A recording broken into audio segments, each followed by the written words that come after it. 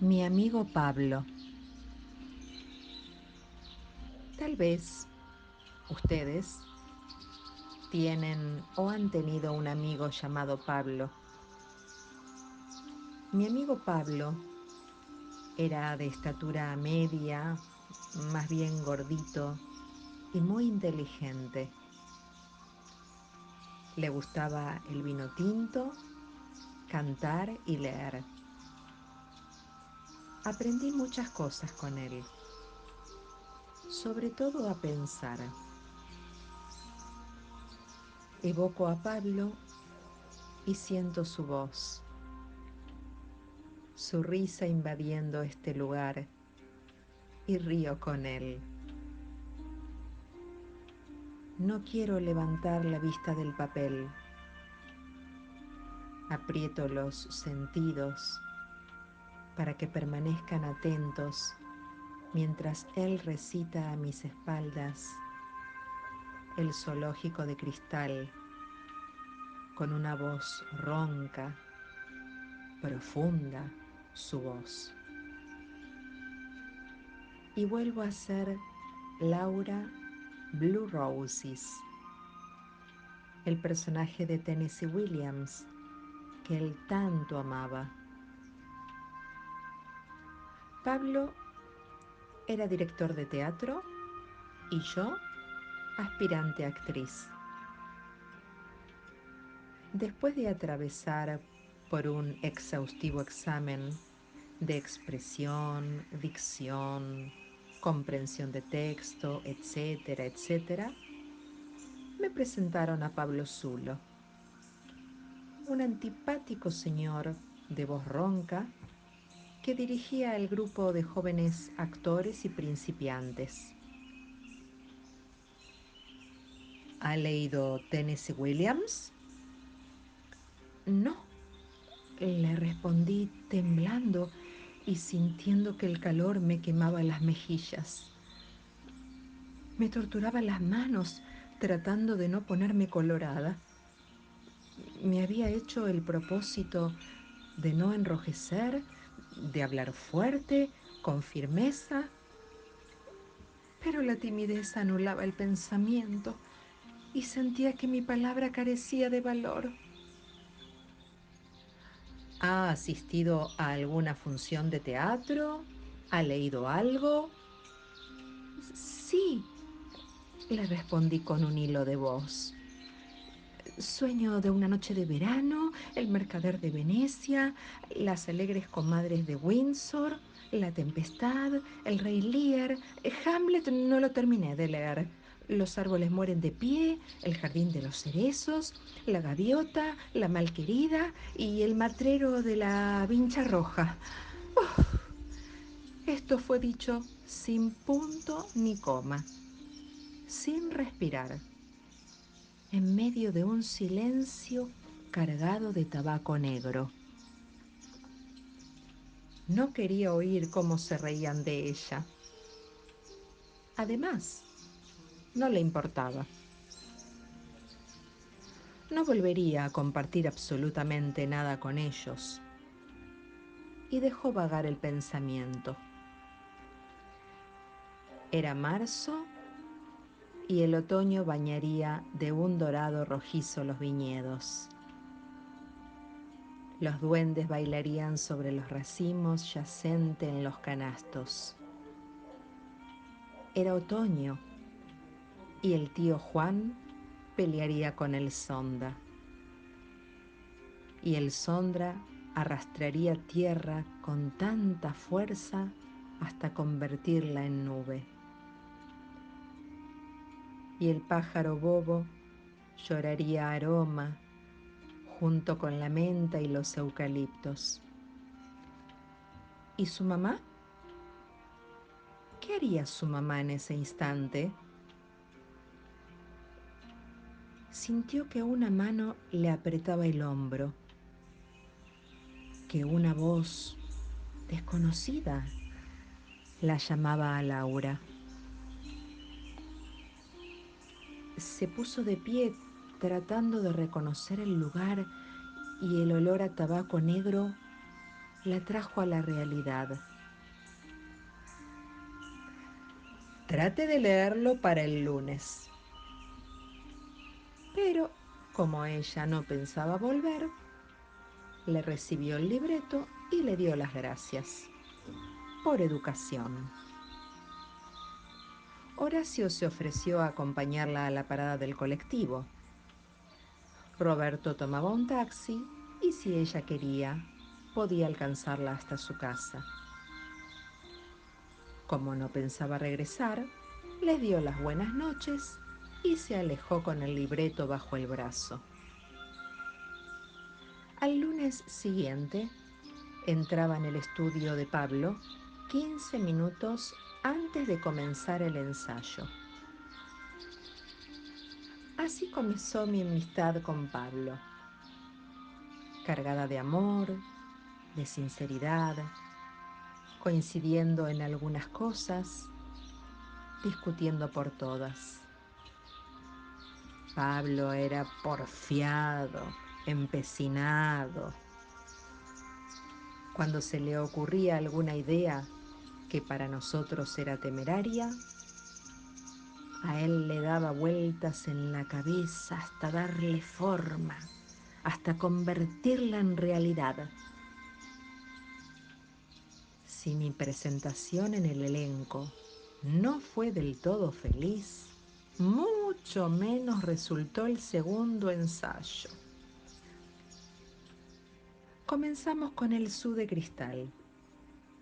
Había que compenetrarse con la psicología de cada personaje, desmenuzar sus sentimientos, había que imaginar diversas circunstancias y actuar cual si fuéramos ellos. Transformarme en Laura infiel no significaba gran esfuerzo. Era una muchachita tímida, llena de vergüenza por su pierna corta y su enorme zapato ortopédico, acosada por su madre para que consiguiera un buen partido, pretendiendo que usara espantosos corpiños rellenos y así sería fácil pescar al candidato. Pero ella pensaba en el unicornio de cristal y yo en el duende de la siesta.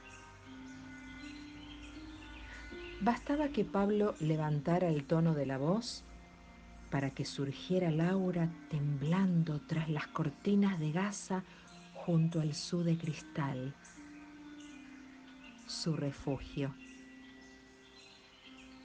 Los ejercicios de improvisación me fascinaban. Me sentía más suelta, despreocupada de la letra, podía actuar con naturalidad y dejar volar la imaginación. Pero no dependía únicamente de mí, sino de la inspiración de mi interlocutor. En una oportunidad, me tocó improvisar con un actor que lo único que se le ocurría entre frase y frase era decir, ¿tomamos un café? Oh. Después de la improvisación, Pablo nos entregó un libreto breve, un diálogo, con el cual me consagré. Se trataba de una mujer frívola. Lo único que importaba era ella. Y hablaba de ella. Ella. Un marido indiferente que le respondía sin oírla. Comenzaba el diálogo más o menos así. ¿Cómo estuve, querido? ¿Cómo estuve? Bien. ¿Y Moroncho? ¿Qué te pareció? ¿Qué te pareció, Martoncho? Moviendo los dedos de los pies, me preparaba para actuar con el Alfredo Halcón del elenco. Él se hallaba en escena y yo entraba por la izquierda al público gritando, ¿cómo estuve, querido? ¿Cómo estuve? cuando oí la réplica seca, segura. Bien. Me aturdí y sin dudar continué. ¿Y Marchonto? ¿Qué te pareció, Marchoto? Lo que sucedió después no lo sé narrar. Solo sé que se oían golpecitos en el escritorio de Pablo, que un silencio raro caminaba por el escenario. Alfredo Halcón se había quedado sin letra y yo en el centro de la escena, muda, inmóvil como una estatua, ridícula, sin saber qué decir, qué hacer. Alguien dijo, perdona, y dejó correr la carcajada. Nos reímos mucho, sobre todo yo que no advertí con los nervios el furcio. Desde ese día aprendí a reírme de mis errores, con la ayuda de Pablo. Pero estoy hablando de mí, y en realidad les quería presentar a mi amigo Pablo. Ya dije que era director de teatro. Él amaba la carpintería y realizaba trabajos espléndidos. Celoso de su mujer y de su hija como pocos.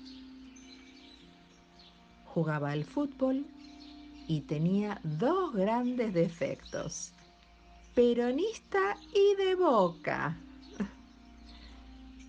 Tengo que contarles esto, porque de omitirlo no estaría hablando de Pablo.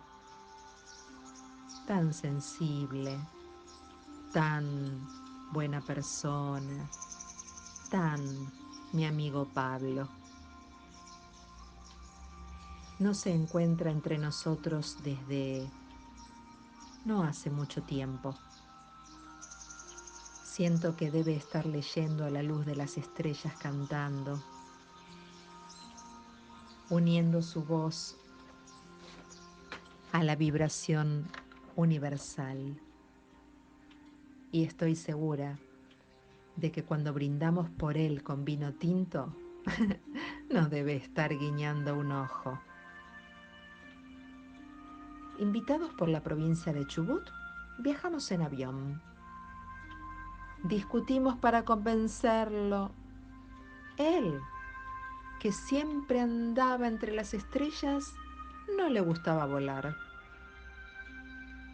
No emitió una palabra hasta después de aterrizar. El sur tiene un embrujo de cielo azul y viento helado. Tiene el rumor de pies descalzos, el susurro de voces que claman con el viento. Patagonia, Patagonia, tierra nuestra. Y acongoja el silbar del viento, y en los remolinos de tierra se presiente el paso del mapuche. Disfrutamos de una bienvenida, de una cena de mariscos y del hechizo que dejaba el aire. Pablo nos citó a las 9 de la mañana para recorrer el escenario y ensayar. Permítanme que continúe la historia, ya que Betina se quedó suspendida en el recuerdo. Y conocí a Pablo y sé del esfuerzo, de la dedicación, de las ganas que puso para mantener vivo con un nivel satisfactorio este elenco de teatro y durante 30 años. Es cierto, los había citado a las 9 de la mañana para reconocer el escenario. Los actores tenían que caminar el escenario, estudiar las dimensiones, saber qué dificultades ofrecían las entradas y salidas a escena. Lo que no hemos dicho es que los actores eran ciegos. Sí, ciegos. Hacían teatro leído con desplazamiento en escena bajo la ajustada dirección de Pablo Zulo y el apoyo de su increíble mujer Irma, apuntador, maquilladora, consejera, amiga. Los zapatos de Bettina fueron siempre la preocupación de Pablo. Altísimos. Temía que en alguna ranura del piso de madera se le atascara el taco y perdiera el equilibrio. Por eso al verla llegar, sin saludarla, le gritó: ¿Tenés otros zapatos? Sí, los viejos. Cambialos. Y ensayó descalza. Este gran hombre, compenetrado con sus actores, sabía dónde estaban las dificultades y trataba de allanarlas sin lastimar a nadie. Por esa razón, había marcado el piso del escenario con tachuelas y trocitos de madera, ya que la boca era muy grande, y siguiendo la marca con los pies, los artistas podían desplazarse despreocupados del vacío, concentrados en la letra, viviendo el personaje. Tras bambalina, Pablo e Irma, a izquierda y derecha, llamando a los actores con apenas audible chasquido de los dedos en cada salida de escena, deseándoles buena suerte, merd, en cada entrada. Después los aplausos, el público mezclándose con los actores. Córdoba, Festival de Teatro. Bahía Blanca, Comodoro Rivadavia, La Rioja, Mar del Plata, teatros porteños e instituciones prestigiosas que conocieron este elenco y el empuje de su director, que nunca saludó al público, porque consideraba que el trabajo era de los actores y ellos debían recibir el aplauso. Así era mi amigo Pablo, humilde, indómito, comprensivo y tierno. Eso sí, terrible si alguien menospreciaba a algún actor con la antipática palabra pobrecito. Entonces echaba sapos, culebras y costaba esfuerzos que olvidara el incidente. Ni el cigarrillo que le ofrecía Irma lo hacía sonreír. Solo escribiendo un libro podría llegar a explicar lo que significó Pablo en mi crecimiento espiritual e intelectual. Aprendí con él a disfrutar de la lectura y leer un poco más allá de lo que estaba escrito,